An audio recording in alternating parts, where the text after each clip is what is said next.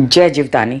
Beauty with astrology की founder मैं कामिनी खन्ना आप सभी के साथ एक विशेष चर्चा जो हर बार किया करती हूँ, सूर्य का नक्षत्र बदलना, लेकर हाजिर हूँ कि सूर्य हस्ता नक्षत्र में देर रात 26 सितंबर 2024 को प्रवेश कर जाएंगे। अब ये बहुत मायने रखता है स्थानांतरण सूर्य का नक्षत्र का, क्योंकि सूर्य हस्ता नक्षत्र के स्वामी चंद्र के मित्र हैं। कई लोगों ने ऐसी मीमांसा पहले की है कि सूर्य चंद्र का सहयोग अमावस्या योग बनता है और वो देखने में भी आया है, लेकिन यहाँ पर कुछ सीन डिफरेंट भी हो सकता है। एक तो पहली बात यह कि कन्या राशि में सूर्य विचर रहे हैं और वहाँ पर केतु बैठे हुए हैं, बुध आदित्य योग बना हुआ है और साथ साथ सूर्य जो है वो अपना नक्षत्र परिवर्तन कर रहे हैं। तो ऐसे में उसका जो कॉम्बिनेशन है ग्रहों के साथ में और सूर्य का जो चंद्र के नक्षत्र में जाना है वो पूरा चित्र बदल के रख देगा, क्योंकि यहाँ पर व्यवहारिकता और ज्ञान और बुद्धिमानी के स्वामी बुध भी उनका साथ दे रहे हैं और एक व्यक्ति विरोध कर रहा है जिससे उनको ग्रहण लग जाता है, वो है केतु। तो इस झड़प में कौन जीते कौन हारे, चलिए आइए हम चर्चा करते हैं। क्योंकि सूर्य को मिल गया है अपने मित्र का साथ, क्योंकि एक और मित्र नक्षत्र के रूप में उसके साथ आ गया है, सूर्य यहाँ पर उद्दंड हो जाएंगे। उद्दंड इन द सेंस, सूर्य एक अग्नि तत्व है, सूर्य एक बहुत ज़्यादा धाड़सी पराक्रमी नेचर वाले लोग होते हैं जो सूर्य के लगने जिनका होता है या सूर्य उनके जिन जिन भाव में बैठे होते हैं उनके अनुसार सूर्य जो है अपना जलवा दिखाते हैं। लेकिन यहाँ पर जब सूर्य हस्ता नक्षत्र चंद्र के नक्षत्र में जाते हैं तो इसके विषय में जब बात करती हूँ मैं, तो एक बात याद रखें कि कूल होकर काम करते हैं। अब एक व्यक्ति है, आपने ऐसे कई व्यक्तिमत्व देखे होंगे समाज में जो बड़े बड़े काम कर डालते हैं, बड़ी ही शांति से एक शब्द बोलते हैं और दुनिया हिला देते हैं। ऐसा करते हैं, चुपचाप अपना काम करके निकल जाते हैं। उनको यहाँ बम्बैया भाषा में सुमड़ी में गुमड़ी भी बोला जाता है। वो लोग जो सागर पी जाए और होठों को पोंछ डालें, बोले ही ना कि मैंने क्या किया। इस प्रकार का सूर्य का स्वभाव हो जाता है हस्ता नक्षत्र में, क्योंकि हस्ता नक्षत्र तो संवेदनशील है, वो तो भावनाशील है, वो तो बोलेगा। ऐसा जो सिर्फ हस्ता नक्षत्र को ले लो तो वो चंद्र का नक्षत्र है और वो कन्या राशि में आता है, इसलिए धीर गंभीर बुध के घर में है वो, तो अपना स्वभाव थोड़ा सा बदले हुए है। अदरवाइज सूर्य जब चंद्र के नक्षत्र में आएंगे तो क्या करेंगे, सूर्य की जो अग्नि है वो ठंडे दिमाग से सोचना शुरू कर देगी। पहले सूर्य जो है वो डैशिंग हो जाएंगे, या सूर्य हस्ता में नहीं हुए मंगल के नक्षत्र में हुए, या किसी जैसे जैसे नक्षत्र बदलेंगे वैसे वैसे उनका स्वभाव बदलेगा। गुरु के नक्षत्र में हुए तो ज्ञान को प्रशस्त करेंगे, बुध के नक्षत्र में हुए तो बुद्धिमानी को व्यवहारिकता को प्रशस्त करेंगे, और जब सूर्य मंगल के नक्षत्र में हुए तो आक्रामकता को प्रशस्त करेंगे। वहीं पर सूर्य जब चंद्र के नक्षत्र में हुए तो ये मेरा ज्ञान है, मेरी समझ है, और मैं ऐसा कहती हूँ कि चंद्र जो अपने आप में बहुत भावनाशील है वो सूर्य को थोड़ा सा नॉलेजेबल होते हुए भी, आक्रामक होते हुए भी ठंडा करेगा, और फिर जो काम करेंगे सूर्य उसमें लोगों को पता भी नहीं चलेगा कि इस व्यक्ति ने क्या किया, क्योंकि सूर्य तो जहाँ जाता है वहाँ प्रकाश फैल जाता है और सूर्य तो अपना काम करके रहते हैं। सूर्य को कोई भी ओवर पावर नहीं कर सकता। तो चलिए अब हम थोड़ा सा इसके विषय में, मेष से लेकर मीन राशि के विषय में जानने से पहले कुछ ज़रूरी बातें हैं जो यहाँ पर कर लें कि सूर्य हस्ता नक्षत्र में देर रात 26 सितंबर 2024 को प्रवेश कर जाएंगे, जहाँ पर वो रहेंगे 14 दिनों के लिए। वहाँ से फिर रुखसत हो जाएंगे, 10 अक्टूबर को वो मंगल के नक्षत्र में चले जाएंगे। अब बात करते हैं हस्ता नक्षत्र की। सूर्य के बारे में तो आप जानते हैं सारे कि सूर्य स्वाभिमान, अभिमान, गुरूर, घमंड, पद, प्रतिष्ठा, अंदर की हिम्मत, हौसला, पराक्रम, वीरता, शूरता सबके स्वामी होते हैं। सबसे पहले सूर्य आपके आत्मा के स्वामी होते हैं। आत्मा कारक, पिता कारक, हड्डियों के कारक, नेत्रों के कारक, जो भी दिखता है, जो प्रकाशमान है, जो कम्युनिकेशन है, जो अपने आप में प्रदीप्त है, दीप्त है, उजाला वाला है, वो सूर्य है। तो सूर्य जो है ये आपने जान लिया कि सूर्य क्या है, और मैंने पहले भी कई बार इसका विश्लेषण दिया है। अब यहाँ पर हस्ता नक्षत्र क्या है। हस्ता नक्षत्र नक्षत्र मालिका में 13वां नक्षत्र है। 10 डिग्री से कन्या राशि में शुरू होता है और 30 डिग्री 20 मिनट पर ये नक्षत्र खत्म हो जाता है। इसके चारों पद कन्या राशि में रहते हैं। ये बुध के लग्न वालों को बिल्कुल सूट नहीं करता है। ये कई अन्य लग्न वालों को, जिनकी मैं अभी चर्चा करूंगी, मेष से लेकर मीन राशि वालों को, उनको भी सूट नहीं करता है। अपने कार्यकाल में ये बंदे को तकलीफ देता है, और जिन लोगों को सूट करता है उनके कई काम बन जाते हैं। ऐसी स्थिति में आगे हम जानते हैं कि इसके जो चिन्ह है हस्ता नक्षत्र के, हाथ, तो हाथ मतलब कर्म और भाग्य की लकीरें। इसके अलावा हाथ मतलब के आश्वस्त करना। किसी को हम कहते हैं ना, हाथ दिखाते हैं कि भैया, या तो कहते हैं हम रुक जाओ, या तो कहते हैं तुम, हम तेरा काम कर देंगे, डोंट वरी। तो ये वो वाला हस्ता नक्षत्र है। कई लोग इसको हंसना में भी शामिल करते हैं कि हस्ता नक्षत्र मतलब बहुत हंसने खेलने वाला इंसान। अब इसके स्वामी तो चंद्र होते हैं, लेकिन इसके देवता अगेन सूर्य होते हैं। सविता इसके देवता हैं, और यहाँ पर सूर्य के बहुत स्ट्रांग व्यक्तिमत्व के हो जाते हैं और धीर गंभीरता के साथ अपना काम कर डालते हैं। मैं कामिनी खन्ना अभी आपको विवरण दे रही थी सूर्य के हस्ता नक्षत्र में जाने से क्या होगा। कन्या राशि में रहते हुए साथ में बुध बैठे हुए हैं, साथ में उनको व्यवहारिकता और व्यवहार और व्यवसायिक ज्ञान देने के लिए बुध ने कोई कसर नहीं छोड़नी है। वहीं पर केतु ने अपने अड़ंगे डालते रहने हैं। लेकिन यहाँ पर प्रभाव किसका ज़्यादा हुआ, क्योंकि 3 लोग आपस में मिल गए, एक चंद्र, एक सूर्य और एक बुध। तो हम देखते ही हैं कि सूर्य का पलड़ा भारी हो गया है, और हम जल्द ही इस बात पर हम आके अटक जाते हैं कि क्या वाकई इस सीन में केतु कुछ कर पाएंगे। तो चलिए चर्चा को आरंभ करती हूँ। सबसे पहले आप सबसे नम्र निवेदन कर दूं कि सब्सक्राइब कीजिए मेरा ये यूट्यूब चैनल, YouTube/ब्यूटी विद एस्ट्रोलॉजी। जो लोग नए आए हैं उनसे विनती है कि आप सब्सक्राइब कर दीजिए, ताकि आपको मेरी, अगर ये बातें ठीक लग रही हों, तो ये चर्चाएं ठीक लग रही हों, तो आप हमेशा मेरे वीडियोस पा सकते हैं। अब मेष से लेके मीन राशि पर इसका क्या असर होगा, उससे पहले मैं एक और नम्र निवेदन के जिन लोगों को कंसल्टेंसी चाहिए उनके लिए मैंने व्हाट्सएप नंबर तो दिया है, और शुल्क सहित है आपका प्रेडिक्शन करना, तो वो भी ध्यान रखिएगा। व्हाट्सएप करेंगे तो आपको शुल्क भी पता चल जाएगा। अब मैं बता दूं कि सूर्य किसके लिए कारक होते हैं और किसके लिए अकारक होते हैं। वैसा वैसा असर सभी राशि वालों को आएगा। तो उपाय तो मैं साथ में बताती जाऊंगी, लेकिन ये कारक और अकारक तत्व दोनों की ही बात अभी कर लेती हूँ। तो वृषभ राशि और साथ साथ में तुला राशि और मकर और कुंभ राशि, इनके लिए, इन 4 राशि वालों के लिए सूर्य अकारक बनते हैं, लेकिन इनके भी कार्य कर देते हैं अगर इनको भाव सही से मिल जाए।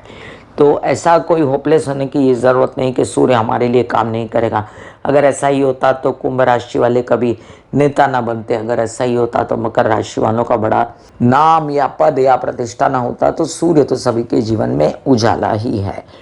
मेष से लेकर मीन राशि पर क्या असर हुआ सूर्य के हस्ता नक्षत्र में जाने का अभी बताती हूँ।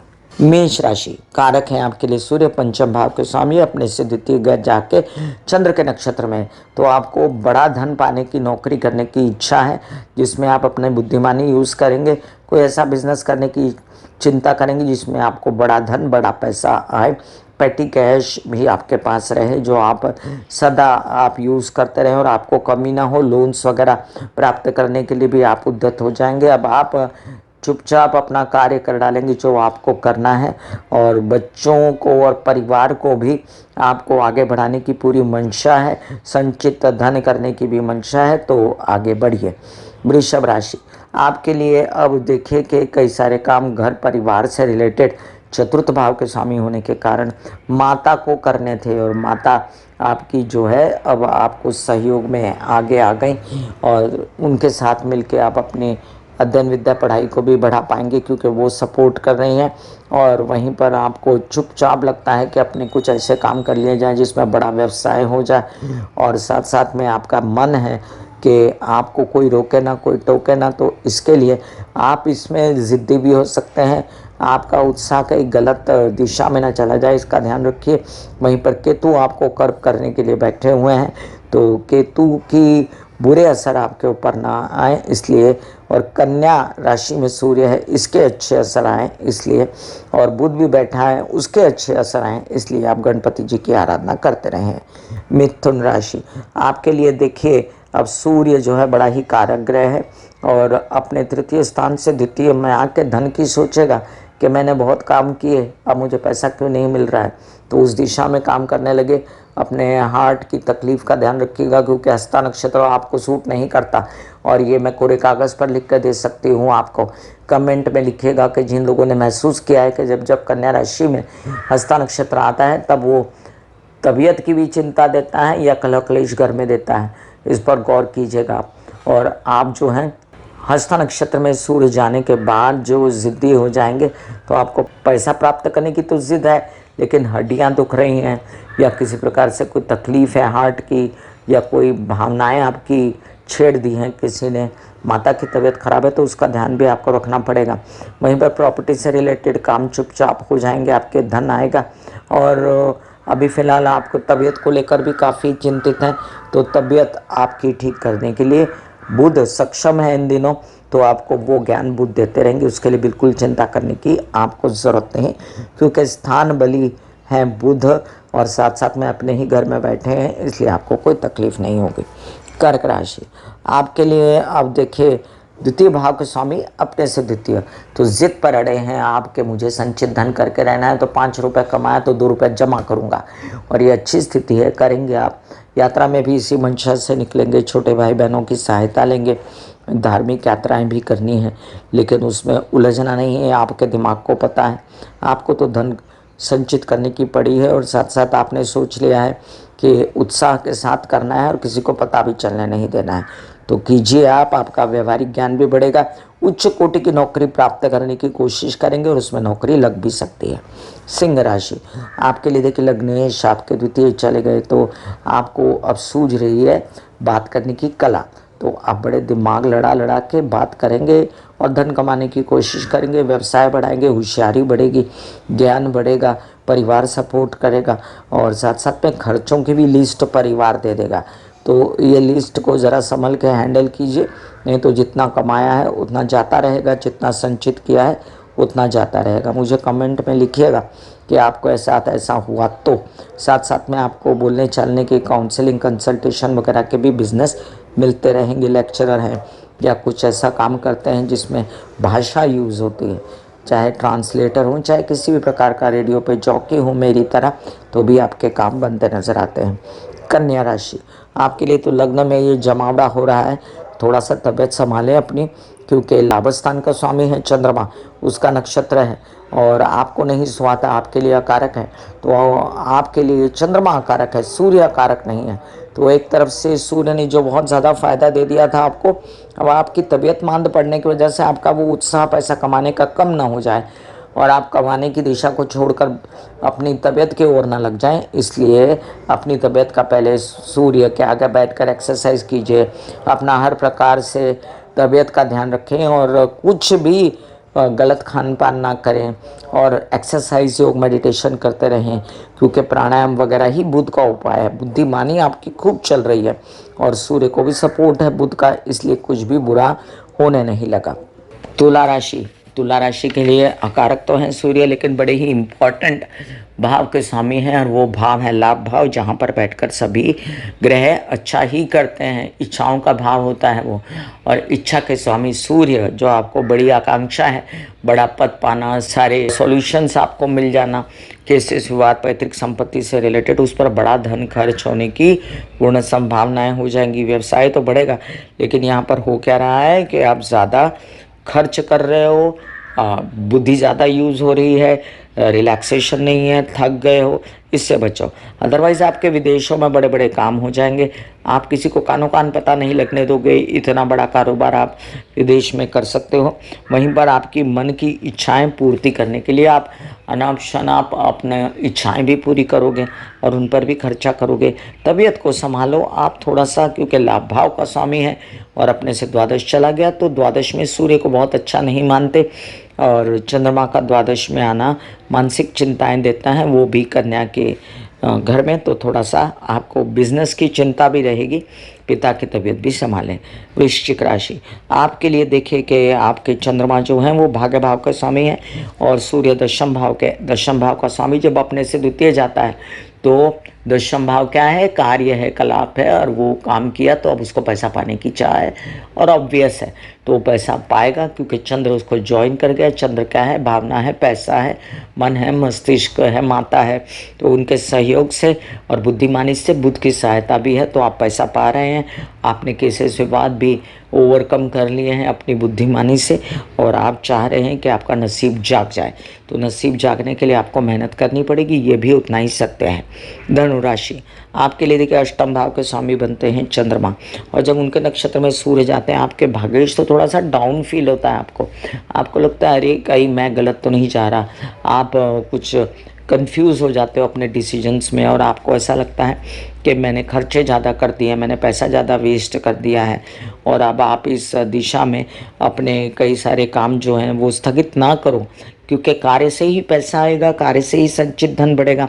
और जो भाग्य के स्वामी दशन में गए और चंद्र का साथ मिला तो घबराने की कोई ज़रूरत नहीं। अपना stock market, trade market, share market से रिलेटेड काम करो, उसमें बुद्धिमानी खपाओ और आपके कई सारे काम सरकारी दरबारी भी बनने की बहुत बड़ी संभावनाएं हैं। पिता से सहयोग भी प्राप्त होगा शांति से।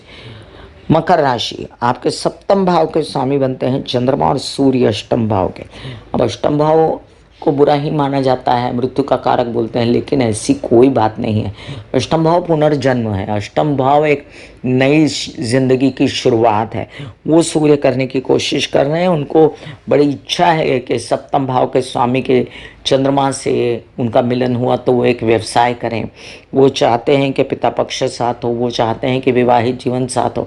अगर साथ नहीं मिला, क्योंकि यहाँ पर मुश्किल लगता है मुझे, साथ नहीं मिला तो वो अपनी हिम्मत से ही आगे बढ़ेंगे क्योंकि वो सूर्य है और बुधादित्य योग है, तो ये काम वो करेंगे, निकलेंगे यात्रा पर, भाग्यवर्धक संदेश से आएंगे, कामकाज बनेगा, नए कार्य की शुरुआत होगी और इन किन प्रकार सब सहयोग देना भी शुरू कर देंगे। कुंभ राशि, सूर्य का अष्टम भाव में चंद्र के नक्षत्र में जाना आपको थोड़ा सा मन को उदास करता है क्योंकि सूर्य तो प्रकाश है, सूर्य आपको बढ़ाते हैं आगे, और सूर्य तबीयत वगैरह बिजनेस पर भी प्रकाश डालते हैं, अपने आगे के काम की चर्चा करवाते हैं। लेकिन वहीं पर चंद्रमा आपको लोन्स ज़्यादा ले लिए हैं उसकी टेंशन, विरोधियों की टेंशन, और साथ में आपको मामा पक्ष से नहीं बनती या ऐसी कोई टेंशन जो आपकी छुपी हुई हो, रहस्यमयी हो, उस नौकरी की टेंशन, ये सब आपको देते हैं। ऐसे में नौकरी की टेंशन के लिए ज़्यादा टेंशन लेने की ज़रूरत नहीं। वैसे ही 7.5 चल रही, चंद्रमा पीड़ित है। मेरी मानिए तो आप नए काम की शुरुआत कीजिए जिसमें पैसा इन्वॉल्व हो। अभी उसका अंकुर नहीं फूटेगा पर धीरे धीरे उसका अंकुर फूटेगा और आपको उससे फ़ायदा होगा। और एक बात ध्यान रखूं कि बिना पैसे लगाए टेक्निकल काम कीजिए, जैसे कई सारे काम दलाली के होते हैं, कई सारे काम सिर्फ बात करने के होते हैं, जैसे कई सारे काम ऑनलाइन आने के होते हैं। ऐसे कुछ काम करिए, उसमें आपकी वृद्धि निश्चित ही स्वरूप से हो जाएगी। तबीयत का विशेष ध्यान रखें, वो भी बहुत ज़रूरी है। ब्लड से रिलेटेड समस्याएं, मानसिक बेचैनी, इससे बचें। मीन राशि के लिए अब देखिए आपके पंचम भाव के स्वामी बनते हैं चंद्र और षष्ठ भाव के स्वामी बनते हैं सूर्य। वो जाकर सप्तम में बैठकर चंद्र के नक्षत्र में सूर्य जैसे ही आएगा तो बुद्धिमानी बढ़ेगी, हिम्मत हौसला बढ़ेगा, बच्चों का सहयोग मिलेगा, ज्ञान बढ़ेगा, और साथ में आपके विवाहित जीवन में थोड़ी कलह क्लेश हो सकती है। आप अपनी मनमानी करने की कोशिश करेंगे, वो नहीं मानेंगे, और आप अपना व्यवसाय अलग करें, कोई पार्टनर साथ ना लें, विवाहित जीवन में स्पेस बना के चलें। वैसे ही विघटन होने की तैयारी थी तो अभी संभली है बात बुध और सूर्य के कारण, तो उसको संभली हुई रखें और अपने व्यवसाय को बढ़ाने की कोशिश करें। ज़्यादा तेज़ी ना दिखाएं, रिलैक्स रहें और अपने कार्य चुपचाप करते रहें, जो ये सूर्य चंद्र का कॉम्बिनेशन कह रहा है। और आप ठंडे दिमाग से अब सोचना शुरू हो गए हो तो नौकरी भी मिलेगी, व्यवसाय भी बढ़ेगा, लेकिन एकला चालो, अकेले करो। मैं कामिनी खन्ना बता रही थी मेष से लेकर मीन राशि पर क्या असर होगा सूर्य के चंद्र के नक्षत्र में जाने का। ये मेरी सोच है जो मैंने आपसे एक्सप्लेन की। आपको कैसी लगी मेरी सोच कमेंट में अवश्य बताइएगा। सूर्य के उपाय बड़े कॉमन से हैं, वो मैं डिस्क्रिप्शन में लिंक डाल देती हूँ। मैंने कई बार सूर्य के उपायों की चर्चा की है और घर में लाइट वेस्ट ना करना, उजाले में रहना, सनलाइट में बैठना, पिता के पैर छूना, अपने आत्मा के लिए मेडिटेशन करना, क्योंकि आत्मा का कारक है, एनहांसमेंट उसकी हो जाए, उसके लिए सूर्य के आगे बैठ के ओम बोलना, सूर्य की रोशनी बॉडी पर लेना, गायत्री के जप करना और सूर्य के 12 नाम बोलना, आदित्य हृदय स्तोत्र पाठ करना, ये सब सूर्य के प्रैक्टिकल उपाय हैं। इससे D3 कैल्शियम सूर्य का तत्व आपकी बॉडी में बढ़ता है और आप भी उजाले वाले इंसान हो जाते हो, पॉजिटिव एकदम चक चक चमचम। फिर मिलूंगी कोई अन्य चर्चा लेकर, तब तक के लिए आज्ञा दीजिए। धन्यवाद और नमस्कार। दिल का हाल सुनो मेरी मैया, हाँ शक्ति आए भैया। दिल का हाल सुनो मेरी मैया, हाँ शक्ति आए भैया। झूठी से मेरी कहना, उठा मुझे भैया।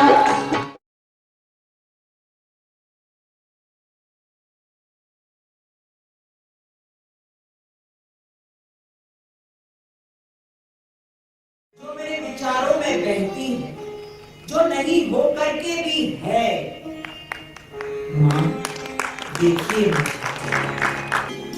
चलो ख्यालों में ही सही, नींद न सही, जागती आंखों का सपना ही सही। झूम लेने दो, गा लेने दो, नाच लेने दो।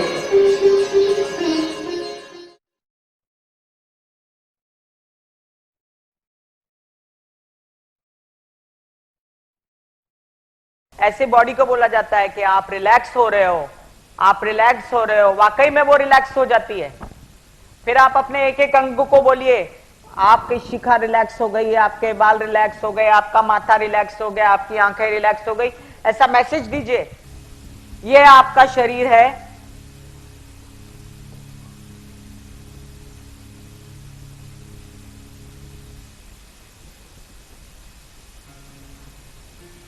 और आपकी बॉडी में मेडिटेशन जो है करने से पहले आपकी ये अवस्था होती है जैसे आप सब अभी बैठे हो। यहां पर आपके कुंडलिनी शक्ति का निवास होता है, जिसे गुदा द्वार कहते हैं।